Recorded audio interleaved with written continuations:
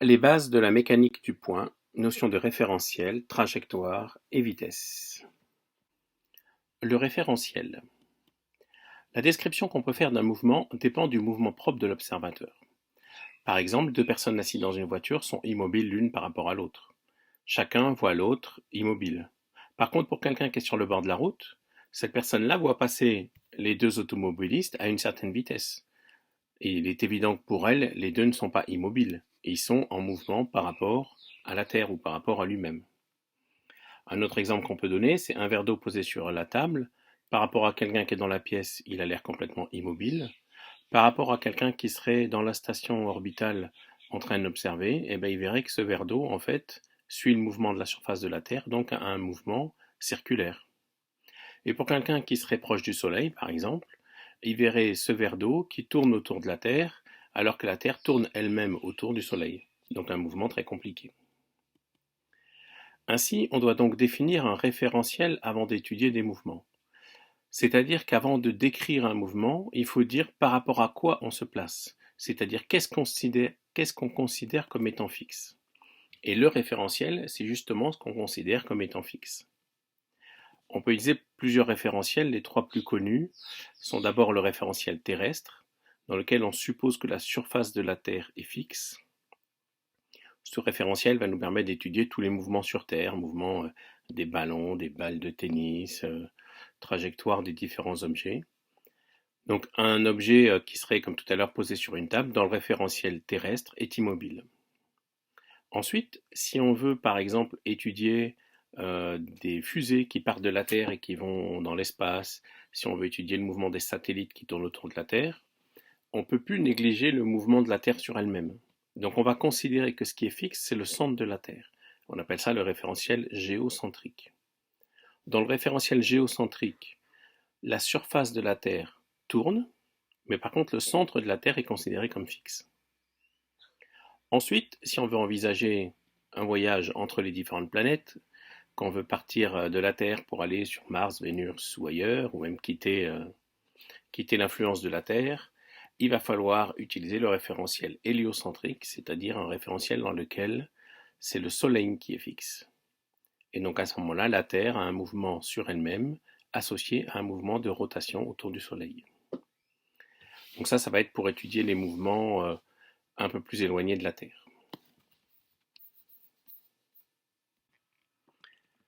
Voilà, une fois qu'on a décrit le référentiel, on peut décrire globalement un mouvement. Pour faire une description globale d'un mouvement, on va donner deux informations. Ces deux informations sont la trajectoire et l'évolution de la vitesse. La trajectoire, c'est l'ensemble des points par lesquels l'objet est passé. Donc l'ensemble des points, si on rassemble tous les points par lesquels l'objet est passé, tout ça, ça va former une courbe qu'on appelle la trajectoire. Cette trajectoire peut être rectiligne, quand les objets se déplacent en ligne droite. Elle peut être circulaire, si l'ensemble des points forme un cercle.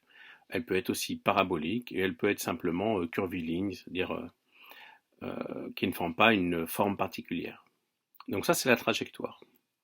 Ensuite, une fois qu'on a donné la trajectoire, on donne une information sur l'évolution de la vitesse. Donc si la vitesse est constante, à ce moment-là, on parlera de mouvement uniforme.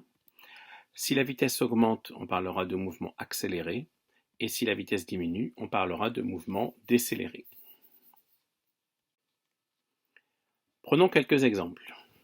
Un parachutiste qui descend, comme ici, à vitesse constante, en ligne droite. Donc il a une trajectoire qui forme une ligne droite, donc rectiligne, et sa vitesse est toujours la même puisque l'intervalle entre chaque photo ou entre chaque dessin est le même. Donc on va parler d'un mouvement rectiligne uniforme. Par contre, si je prends l'exemple de cette voiture, qui va de la gauche vers la droite, au départ l'écart entre deux positions est grand, puis après il tend à diminuer. Donc ça veut dire qu'entre chaque intervalle de temps, la vitesse a fait de moins en moins de distance, donc ça veut dire qu'elle ralentit. Donc on a un mouvement qui est rectiligne, ralenti. Le club de golf qui tourne comme ça, on voit que l'écart entre les différents clubs est toujours le même. Donc on a un mouvement qui est circulaire, uniforme, c'est-à-dire à vitesse constante. Circulaire, uniforme. Dans ce cas-là, l'écart entre chaque point est de plus en plus grand. Ils sont très rapprochés au départ, puis de plus en plus éloignés. Donc on a un mouvement qui est circulaire, accéléré, qui va de plus en plus vite.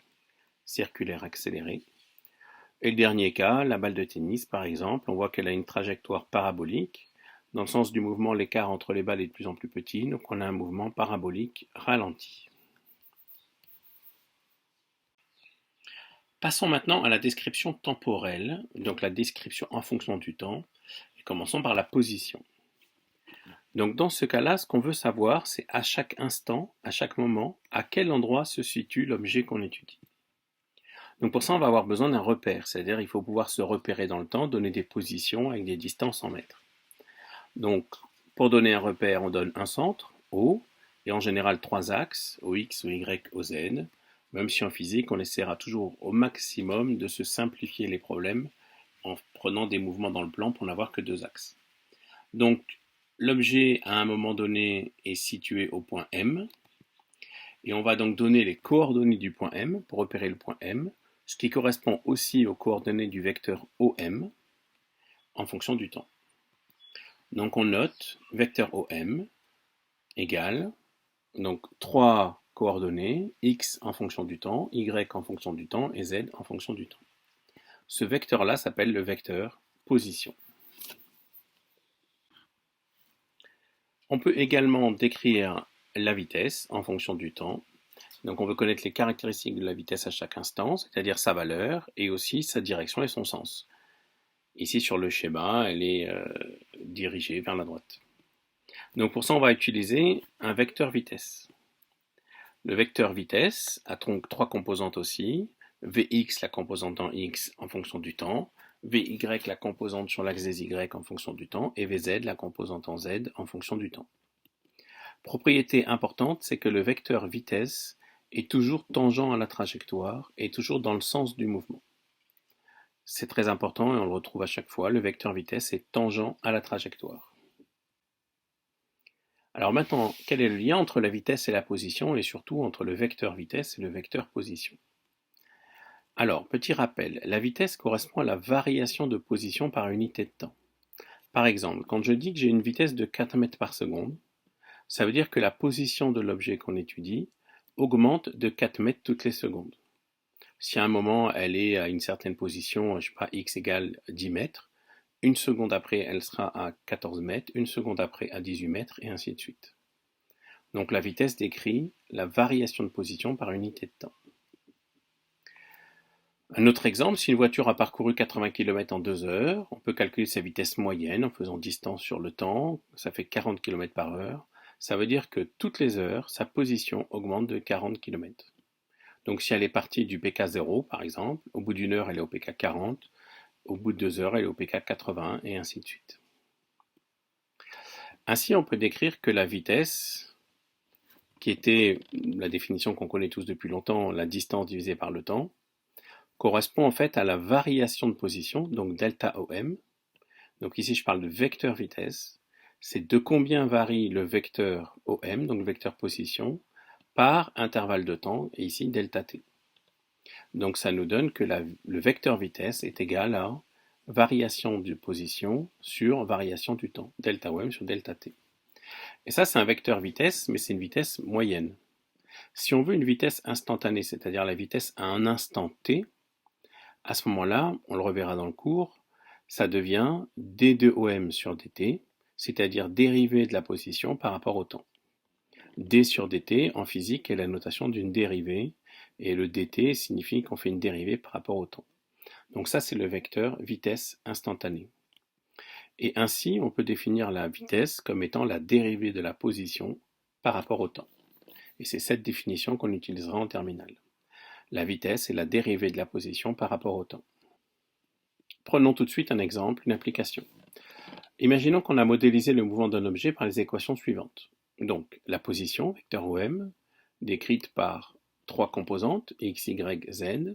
Donc, x en fonction du temps, c'est x de t égale 12t, y de t égale moins 5t carré moins 3, et z reste constant égal à 0. Et à partir de ça, on veut déterminer les composantes de la vitesse. Donc pour déterminer les composantes de la vitesse, on sait que la vitesse, c'est la dérivée de la position par rapport au temps. Donc on peut décrire Vx, donc la vitesse en x, comme étant la dérivée de x. Donc la dérivée de 12t, ça fait 12. Vy, c'est la dérivée de y. Donc dérivée de moins 5t carré, ça fait moins 10t.